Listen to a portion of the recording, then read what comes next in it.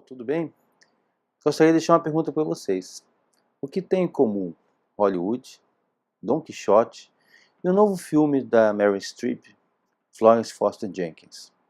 A resposta nos dá Eric Voegelin, o fenômeno da segunda realidade.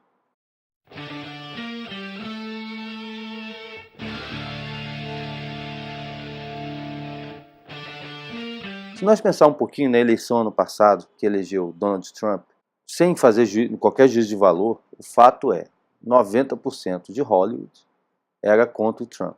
Se você pega a média da população americana, né, qualquer segmento, tirando jornalismo, professor e atores ou diretores de Hollywood, a coisa era mais ou menos meia-meia. Mas quando vai para Hollywood, 90, 95% tem a visão que os americanos chamam de liberal. Tá? Que, para a gente entender um pouquinho melhor, seria como a esquerda. Então existe uma desproporção. Né? O ator Mark Wahlberg se referiu a isso dizendo que Hollywood vivia numa bolha, que ela não tinha conexão com o povo americano, ela não conseguia compreender o povo americano. Mas isso é verdade?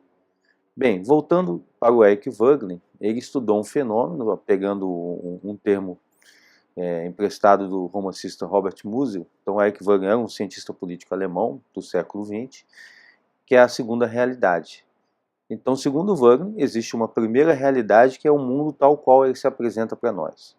Só que seja por revolta contra esse mundo ou tédio, os ideólogos criam uma segunda realidade que é muito mais excitante, muito mais divertida, uma série de fatores, e você mergulha e passa a viver nela.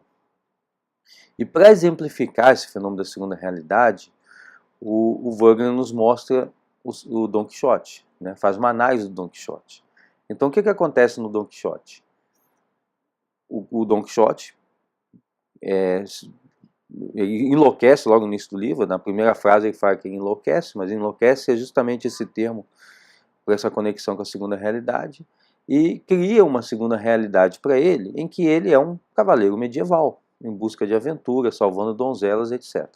O Sancho Panza, ele vive na primeira realidade. Então o Sancho Panza está consciente de que aquilo é um moinho de vento, e o Don Quixote está atacando como se aquilo fossem gigantes. Então ali você tem aquele confronto da primeira e segunda realidade.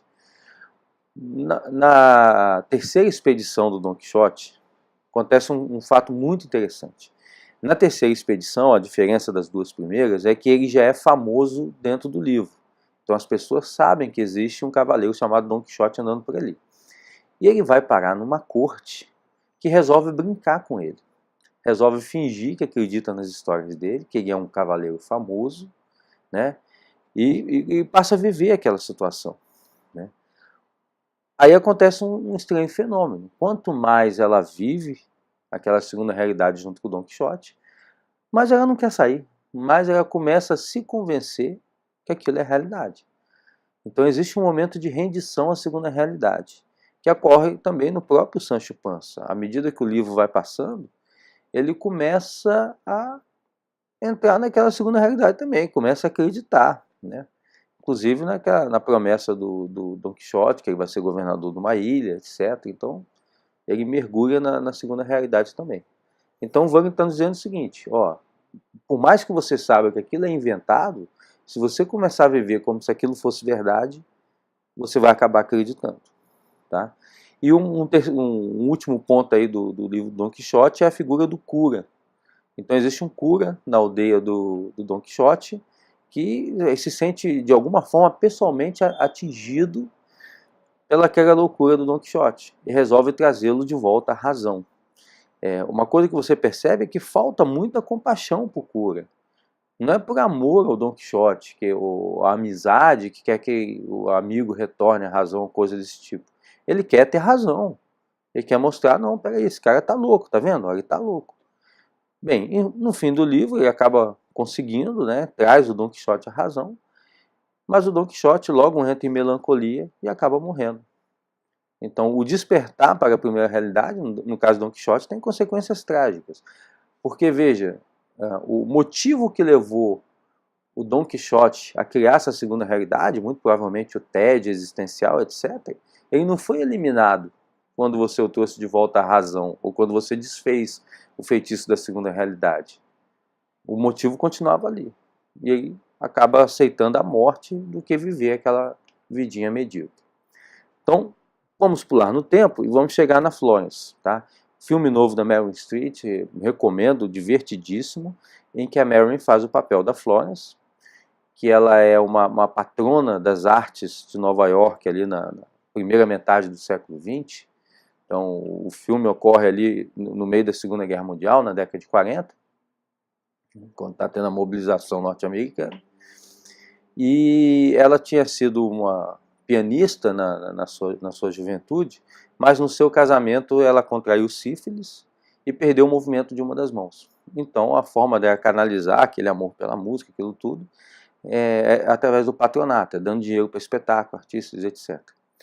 O grande problema do filme, né, o grande dilema, é que já que ela não pode tocar, ela quer cantar. Então ela tem aula de canto, né, e no filme ela contrata um pianista novo para tocar com ela, e o pianista observa horrorizado que ela é um desastre no canto. E ele percebe mais horrorizado ainda que todos em volta dela a aplaudem e a consideram como se fosse uma grande cantora amadora de ópera. Então veja aí o fenômeno da segunda realidade. E veja que esse pianista, que é o personagem do Cosmo, ele faz o mesmo papel do Sancho Panza. Ele está vendo que aquilo ali é uma mentira, né? Uma alienação. Então ele está vendo aquele fenômeno da segunda realidade. Mas ele está sendo muito bem pago para tocar piano para ela. Então ele guarda aquilo, comentário para si mesmo, e passa a viver aquela grande fantasia. Então, em volta da Florence tem uma corte muito semelhante à corte lá do Don Quixote, né? De pessoas aplaudindo e vivendo aquilo como se ela fosse uma grande cantora. Ela resolve se apresentar em Carnegie Hall, e etc. E assim vai se desenvolvendo o filme, né? Existe um personagem que é um repórter do Post, acho que é o Washington Post ou o New York Post, um desses grandes jornais, que quer desmascarar a Florence, quer mostrar que aquilo é uma grande farsa, né? E semelhante ao cura do Don Quixote, ele também não tem aquela compaixão, tá? Ele não tem nenhum amor pela pessoa. E você poderia desmascarar aquela farsa de uma forma mais carinhosa, botar, por exemplo, o foco da reportagem, nossa, como é que é a vida que as pessoas aplaudem, e não é tão bom assim, tal, mas ele faz uma crítica devastadora para Florence, que ela está em si com tanta realidade, e vai ter um processo semelhante ao final do Don Quixote. Então, o despertar para a segunda realidade, ele é trágico, né? Para a primeira realidade, ele é trágico quando você desfaz isso. Se a causa que te levou a abraçar uma segunda realidade continua.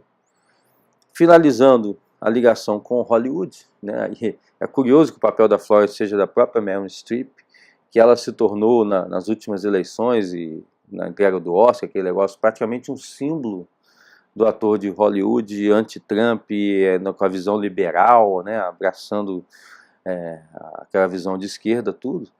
A segunda realidade, talvez, em Hollywood, seja aquele abraço sem crítica nenhuma àquele ideal liberal.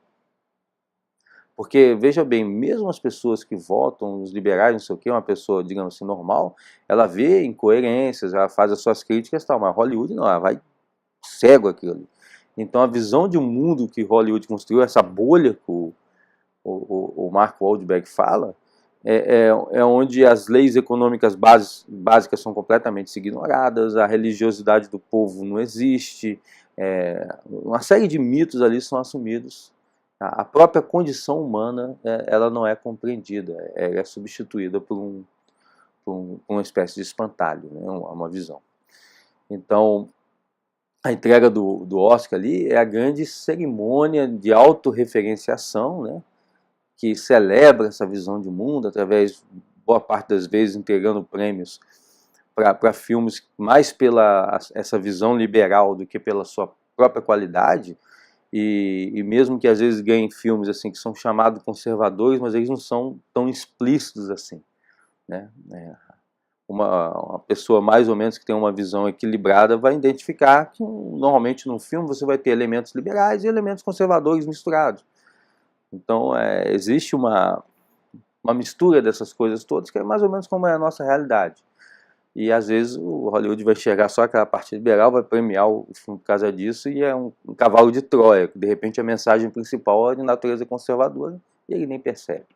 A verdade é essa. Mas existe, e os últimos Oscars têm mostrado isso, uma visão, né, essa visão liberal nessa segunda realidade.